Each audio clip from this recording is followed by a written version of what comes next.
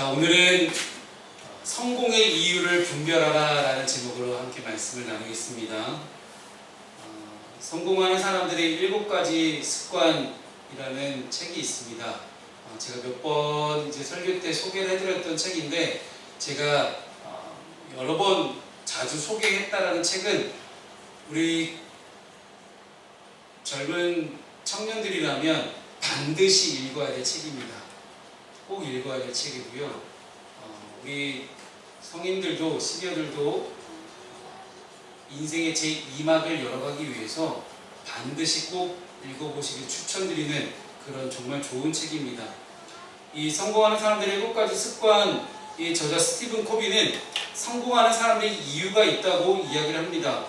뭐 다양한 이유가 있지만 그 중에 7가지를 제가 소개를 하는데, 이 7가지도 제가 여러분께 문자로 화면을 좀 보내드리도록 하겠습니다. 이따가 적극적으로 나서라, 목표를 염두에 두고 일을 시작하라, 중요한 일을 먼저 하라, 윈윈할 수 있는 방안을 모색하라, 남이 자신을 이해해 주길 바라라, 그리고 남을 먼저 이해해라, 그리고 끊임없이 쇄신하라. 이렇게 7가지가 있는데 이 7가지를 자세하게 이제 풀어놓았습니다. 여러분, 우연한 성공은 없습니다. 아무리 시간과 때와 장소가 잘 맞아떨어진다 하더라도 우연히 운이 좋아서 성공하는 경우가 그렇게 많지 않습니다. 할 수 있는 노력과 최선의 노력을 다했다고 성공이 또 보장되는 것도 아닌 것이 우리의 인간의 현실입니다. 이 성공은 성공할 만한 이유가 충족됐다고 했을 때 이루어지는 것들을 우리는 보게 됩니다. 과연 성공할 만한 이유가 무엇이 있을까요? 이렇게 성공할 만한 이유와 모든 요소가 다 충족되었을 때, 그때 이제 필요한 것이 바로 경영입니다. 여러 가지 많은 요소들을 계획을 세워서 관리하고 운영해서 더 잘 될 수 있도록 이제 만들어가는 그런 행위들을, 그런 계획들을 경영이다라고 이야기하는데, 우리가 이제 길고 긴 사무엘상과 사무엘하 말씀을 이제 마치려고 합니다. 이 사무엘서를 말씀을 읽다 보니 이 다윗이라는 사람은 왕이 된 이후에 개인적인 욕구를 참지 못해서 밧세바를 간음하고 우리아를 죽이는 죄를 짓는 개인적인 경영에서도 실패했던 사람이었고, 그의 아들 암논과 압살롬의 이야기를 보게 되면 그는 가족 경영에도 실패한 사람이었습니다.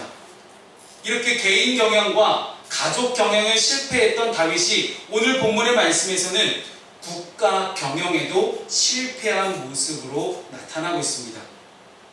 지금까지 다윗이라는 사람의 인생을 돌이켜보니 온종일 온통 일평생 하나님만 보고 달려왔던 사람입니다. 이스라엘 역사상 가장 존경받는, 가장 성공한 왕으로 자리매김할 수 있었던 이유는 하나님이 그 다윗을 그렇게 성공한 왕으로 만들어 주셨기 때문입니다. 이렇게 다윗의 성공한 이유는 하나님으로 밖에는 설명될 길이 없습니다. 하나님 외에는 이렇게 다윗 성공할 이유가 없다는 이야기입니다. 그러나 다윗은 이렇게 하나님 한 분 외에는 설명할 수 없는 성공의 이유를 잊어버리고 개인과 가족 경영의 실패에 이어서 국가 경영까지 실패하는 모습을 우리가 보고 있습니다. 그렇다면 우리는 오늘 이 다윗의 국가 경영 실패의 이야기를 통해서 성공하는 이유와, 그리고 실패하고 넘어지는 이유, 그리고 다시 회복될 수밖에 없는 이 3가지 이유를 우리가 함께 살펴보겠습니다. 이 3가지 이유를 살펴보면서 이 8월달에 주제였던 이 분별, 마지막 분별로 반드시 우리가 인생에 성공할 수 있는 분별을, 성공하는 이유에 대한 분별을 할 수 있는 저와 여러분 되었으면 좋겠습니다.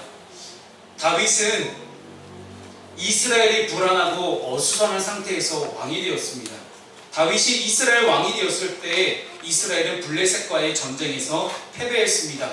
그때 당시에 다윗의 선대 왕이었던 사울 왕과 다윗의 가장 절친한 친구였던 요나단도 전사하고 맙니다. 다윗을 지지하는 유다 지파의 사람들과 사울을 지지했던 북이스라엘 사람들로 나라는 분열되어 있었습니다. 그러나 이 다윗은 이런 악조건들을 뚫고 이스라엘을 부강한 나라로 만들었습니다. 분열된 나라들을 통합했고요. 이스라엘을 괴롭히던 이 지긋지긋한 블레셋을 몰아내고 영토를 확장했습니다. 다윗이라는 사람은 이스라엘의 가장 번영기와 가장 평화기를 가져온 위대한 왕, 성공한 왕이 되었습니다. 다윗이 이렇게 성공할 수 있었던 까닭은 무엇입니까? 바로 하나님의 절대적인 도움이 있었기 때문입니다. 누구보다 이 사실을 다윗은 잘 알고 있었습니다. 다윗은 이스라엘의 진정한 왕이 자기 자신이 아니라 하나님이라는 것을 공공연하게 이야기를 해왔습니다.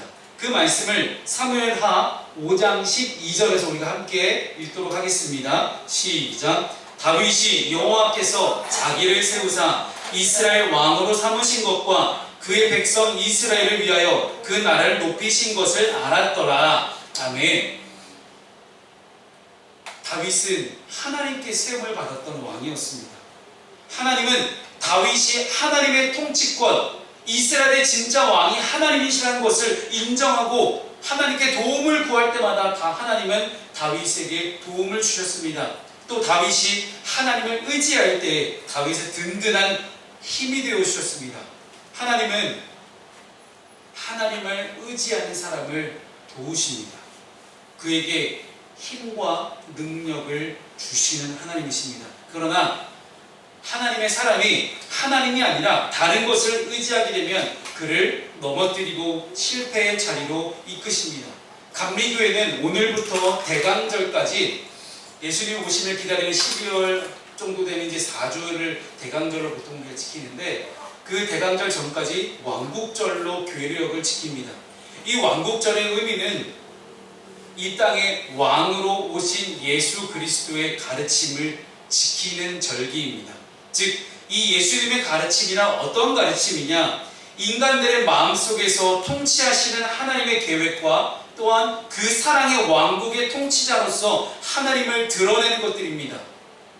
곧 이것을 조금 더 분명하고 구체적으로 함께 우리가 나눠보게 된다면, 어떤 우리 인간들의 인류의 형제됨과 국가 간의 평화와 인간의 자유와 영생과 같은 그런 문제들인데, 무엇보다 이 땅에 하나님의 나라에 대한 소망을 고취시키고 정의, 평화, 질서, 창조, 이 땅을 향한 보전, 이런 것들에 대한 정신을 잊지 않고 실제적으로 실천하며 살아가기로 결단하는 절기가 왕국절입니다. 즉, 이 왕국절기를 살아갈 때 우리 믿는 그리스도인들이 어떻게 하면 하나님의 나라를 이 땅에 실현시킬 수 있을까에 대한 고민을 하며 함께 회의를 하고 함께 계획을 세우고 그 실천으로 옮기고, 그렇게 교회 안에서만 이루어가는 하나님 나라가 아닌 교회 밖에 이 땅을 향한 하나님의 나라와 계획을 실천하기 위해서 노력하는 그런 다짐하는 절기, 실행하는 절기, 그것이 바로 왕국절입니다. 여기에서 우리는 각자가 바라는 하나님의 나라에 대한 개념이 달라질 수 있습니다. 누군가는 하나님의 나라가 높은 건물일 수도 있습니다. 누군가는 하나님의 나라가 돈이 될 수 있습니다. 누군가에게는 권력이요, 누군가에게는 명예요, 누군가에게는 쾌락이요, 누군가에게는 욕심으로 나타날 수도 있습니다. 여기서 각자가 말하는 하나님의 나라의 개념에 따라 우리가 이 땅에서 무엇을 하고 싶은지가 드러납니다. 근데 여기서 정말 중요한 것은요, 우리가 하나님에 대한 나라에 대한 개념이 다 다를 수는 있겠지만 이것을 실천상으로 옮겨서 이 사회에 나가서 우리가 그리스도인답게 살면서 행하며 나아갈 때 과연 그것이 이 땅에 있는 아직 예수 그리스도를 믿지 않는 사람들에게 전해졌을 때 어떠한 영향력이 나타나냐는 거예요. 지금 구구 기독교 세력을 중심으로 점점 코로나19가 걷잡을 수 없이 퍼져나가고 있는데, 그들이 분명히 하나님을 믿는다고 이야기를 합니다. 그들도 똑같이 하나님 나라, 천국, 구원을 바라보며 살아가고 있습니다. 근데 그들이 바라고 있는 하나님의 나라와 성경이 말하고 있는 하나님의 나라가 다르다면 세상의 그들을 향한 평가와 영향은 매우 달라질 것입니다. 십계명의 첫 번째 계명을 기억하시죠? 너는 나 외에 다른 신을 내게 있게 하지 말지니라. 정말 중요한 말씀입니다. 이 십계명 1계명이 이 계명인 이유는 하나님께서 이스라엘을 향한 바람이 담겨져 있습니다. 즉, 이 말씀은요, 죄의 노예, 애굽의 노예, 죄의 노예로부터 건져주신 하나님만을 바라라는 거예요. 다른 조건에 대한 하나님이 아니에요. 애굽에서 종살이하고 노예 생활했던 그 순간, 그 신분으로부터, 노예로부터 나를 건져주신 하나님, 그런 하나님을 기대하라는 거지. 여기서 광야에서 배불리 먹고 물이 철철 흘러 넘치는 그런 비옥한 땅, 젖과 꿀이 흐르는 땅을 바라보는 그런 하나님이 아니란 이야기예요. 그거는 그 다음 나중 문제이지, 지금 딱 이 십계명 1계명에서 우리에게 주시는 중요한 교훈은 죄의 노예로부터 건져주신 하나님을 기대하라는 것입니다. 그런데 우리는 자꾸만 하나님에 대해서 다른 하나님을 기대합니다. 이런 하나님 외에 다른 신을 섬기지 않는다라는 것, 다른 구원을 기대하지 않는다라는 것, 그렇게 보면 우리는 이 땅을 향한 하나님의 나라에 대한 개념을 분명하게 세울 수 있습니다. 이 왕국절을 살아가는 동안 어떻게 하면 우리가 성공할 수 있을지에 대한 성공의 이유가 너무나 분명하게 드러납니다. 우리를, 이 땅을, 아직 예수 그리스도를 믿지 않은 많은 이들을 죄의 노예로부터 건져주실 하나님의 나라에 대한 개념을 실천적으로 우리가 옮겨갈 수 있도록 그렇게 행동하며 선포하며 살아가는 것입니다. 그렇게 살아갈 때 우리에게는 반드시 성공할 수 있는 이유가 주어집니다. 다윗은 언제나 시편에서 그렇게 고백합니다. 자기 구원하신 하나님, 날 보호하시고 인도하시고 나와 함께 하신 하나님, 물질과 명예와 왕으로 만들어 주셨다고 감사하지 않아요. 그런 다윗의 고백이 다윗을 왕으로 만드신 그 하나님을 향한 고백, 그 마음이 오늘 이 시간 함께 예배하는 저와 여러분에게도 있기를 소망합니다. 두 번째, 이렇게 다윗이 하나님만을 바라보았고 하나님이 자기를 왕으로 만들어 주셨다고 생각을 했는데, 우리는 하나님을 향하여서 죄의 노예로부터, 죽음의 권세로부터 건져주시는 하나님에 대한 기대와 소망이 아닌 다른 것을 기대하기 시작할 때 넘어지고 실수하게 됩니다. 오늘 다윗의 선택과 결정을 보게 되면 딱 넘어지기 좋게, 유혹당하기 좋은 상황이 싹 만들어집니다. 개인과 가정에 대한 문제가 해결됐어요.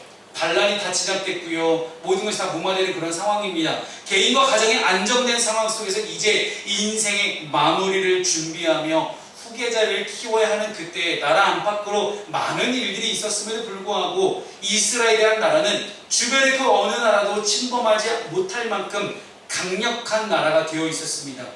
이때 다윗이 저지른 실수는 이스라엘과 유다의 인구를 조사한 것입니다. 성경은 하나님이 다윗을 격동시켰다라고 설명을 합니다. 하나님이 다윗을 격동시켰다. 이 격동시켰다라는 단어는 올바른 판단을 내리지 못하도록 내버려 뒀다라는 거예요. 즉, 다윗이 허튼 수작, 허튼 생각하지 않도록 하나님이 끊임없이 마음의 생각으로 늘 하나님의 간섭을 해주시면 좋은데, 그렇게 하지 않으니 다윗이 순식간에 무너졌다는 이야기입니다. 여러분, 우리가 하나님이 나를 간섭하지 않으면 그냥 내 마음대로 잘 살 수 있다고 생각을 해요. 그런데 하나님이 간섭해 주신 것이야말로 우리가 실수를 줄일 수 있는 유일한 방법입니다. 하나님의 간섭이야말로 우리를 향한 하나님의 전적인 특별한 은혜임을 여러분 믿으시기 바랍니다. 다윗의 저지른 실수는 이스라엘과 유다의 인구를 조사하는 것인데, 하나님이 다윗의 삶을 간섭하지 않고 다윗을 잠깐 이렇게 내버려 두자 다윗이 교만하기 시작합니다. 다윗이 이렇게 인구 조사를 명령한 이유가 무엇이었을까요? 오늘 본문의 9절 말씀이 나오죠. 함께 읽어볼까요? 시작. 요압이 백성의 수를 왕께 보고하니 곧 이스라엘에서 칼을 빼는 담대한 자가 80만 명이요 유다 사람이 50만 명이었더라. 아멘. 다윗은 칼을 빼는 자가 몇 명인지 알고 싶었어요. 즉 전투를 할 수 있는 사람, 전쟁을 할 수 있는 사람, 군사적인 우위를 확인하고 싶었습니다. 다윗의 주변에 여러 많은 나라들이 있습니다. 늘 아프리카 땅에서 거대한 제국을 이루고 있는 이집트도 있고요. 여전히 많은 나라들이 있지만 다윗이 통치하는 이스라엘은 그 당시에는 누구도 함부로 넘을 수 없는 그런 강력한 군사 강국이었습니다. 또 필요하다면 하나님이 이 이스라엘을 더 강한 나라로 만들어 주실 수도 있었습니다. 하지만 마음이 교만해진 다윗은 이 군사의 숫자를 알고 싶었습니다. 결국 군대의 규모가 다윗의 의지요, 군대의 규모가 다윗이 자랑할 만한 것이었다는 것이죠. 어느 순간 다윗은 전쟁마다 하나님께서 이기게 하셨다는 것을 까맣게 잊고 말았습니다. 사무엘하 8장 14절 말씀을 함께 읽습니다. 시작. 다윗이 에돔에 수비대를 두되 온 에돔에 수비대를 두니 에돔 사람이 다 다윗의 종이 되니라. 다윗이 어디로 가든지 여호와께서 이기게 하셨더라. 아멘. 다윗이 어디로 가든지 어느 전쟁이든지 다 여호와께서 이기게 하셨다는 사실이에요. 여러분, 이 얼마나 놀라운 하나님의 축복과 은혜입니까? 승리의 원동력이 군대에 있는 것이 아니라 하나님 한 분에게 달려있다는 사실을 잊어버리는 순간 다윗은 절대로 해서는 안 되는 일을 했습니다. 한번 교만해진 이 다윗의 마음이 쉽게 가라앉지 않았죠. 당시 이스라엘 군대 장관이었던 요압이 찾아옵니다. 요압은 다윗에게 충원을 했습니다. 교만한 마음이 들어오면 제일 먼저 일어나는 현상이 뭔지 아십니까? 남의 말에 귀를 기울이지 않는다는 사실이에요. 옆에서 누가 뭐라고 해도 자기가 잘났다고 교만해진 사람은 절대 말을 듣지 않습니다. 요압이 다윗이 전쟁마다 승리할 수 있었고 성공할 수 있었던 이유가 하나님이다라고 멋진 신앙 고백, 과거의 일을 들어가면서 얘기를 했겠죠. 그런데 다윗의 마음과 귀가 닫혀져 있었기 때문에 절대 들리지 않았어요. 요압은 왕의 하나님 여호와께서 당신의 군대를 100배나 더하게 할 수도 있습니다. 그런데 지금 그게 무슨 소용이 있습니까? 라고 이야기하는 거죠. 오히려 다윗은 명령을 재촉하는, 야, 잔소리하지 말고 가서 내가 명령한 대로 빨리 군대 숫자나 조사해와. 교만한 마음을 경계하는 이유는 이 교만의 끝이 패망으로 이어지기 때문입니다. 그리고 유명한 말씀이죠. 잠언 16장 18절 말씀을 함께 읽습니다. 시작. 교만은 패망의 선봉이요 거만한 마음은 넘어짐의 앞잡이이니라. 아멘. 여러분, 성도의 승리는, 그리스도인의 승리는 더 많은 것을 소유했다고 이루어지지 않습니다. 성도의 승리는 없는 것에서 있게 하시는 하나님의 능력으로만 이루어집니다. 어떤 악조건 속에서도 성도가 승리할 수 있는 유일무이한 방법은 하나님 한 분만을 의지하는 것입니다. 하나님 한 분만을 의지할 수 있는 저와 여러분 되시길 주님으로 축원합니다. 성도는 하나님으로 승리합니다. 성공을 주시는 하나님 때문에 성공합니다. 그러나 이렇게 성공하는 이유를 모르고 성공을 주시는 분이 누구신지를 잊어버리게 되면 다윗처럼 다른 것에서 나의 승리의, 나의 성공의 이유를 찾게 됩니다. 그리고 실수하고 넘어지게 되죠. 이렇게 넘어졌을 때 하나님은 그 사람을 다시 회복시키시는 하나님이십니다. 이렇게 승승장구하며 성공한 왕으로 평가받던 다윗이 중대한 실수를 저질렀죠. 다윗은 절대 완벽한 사람이 아닙니다. 다윗은 실수할 수 있는 연약한 인간이었습니다. 실수는 특별한 사람만 하는 게 아닙니다. 누구나 실수할 수 있습니다. 문제는 누구나 할 수 있는 이 실수에 대한 뒤 사후 처리를 어떻게 하느냐라는 거예요. 실수를 인정하지 않는 사람은 더 큰 실수를 하게 됩니다. 그러나 실수를 인정하고 회개하는 사람은 하나님의 용서와 은혜를 입게 됩니다. 오늘 본문의 10절 말씀을 봤더니요, 다윗이 백성을 조사한 후에 뭐라고 적혀 있어요? 그의 마음에 자책하고 라고 적혀 있습니다. 그의 마음에 자책감이 들었다는 이야기예요. 성령께서 다윗의 양심을 일깨워 주신 것입니다. 다윗은 자신이 교만했다는 걸 드디어 깨달았어요. 자신이 저지른 실수가 죄가 된다는 것을 깨달았습니다. 실수는 우리를 부끄럽게 하지만 그 부끄러움 때문에 우리에게는 은혜가 됩니다. 부끄러움을 알게 되는 그 순간 실수를 인정하고 돌이킬 수 있는 기회를 얻게 되기 때문이죠. 하나님이 우리에게 요구하시는 것은 완벽한 삶이 아닙니다. 그 어느 인간도 완벽할 수 없기 때문이죠. 하나님은 우리가 완벽한 삶이 아니라 온전한 삶을 살기로 하십니다. 하나님은 우리가 실수하고 넘어지고 연약한 존재라는 걸 알고 계십니다. 하나님 앞에서 우리가 가져야 할 태도는 실수를 깨닫고 인정하는 것입니다. 우리가 연약한 존재라는 것을 깨닫고 고백하는 그런 사람을 하나님은 원하십니다. 다윗은 회개할 줄 아는 사람이었어요.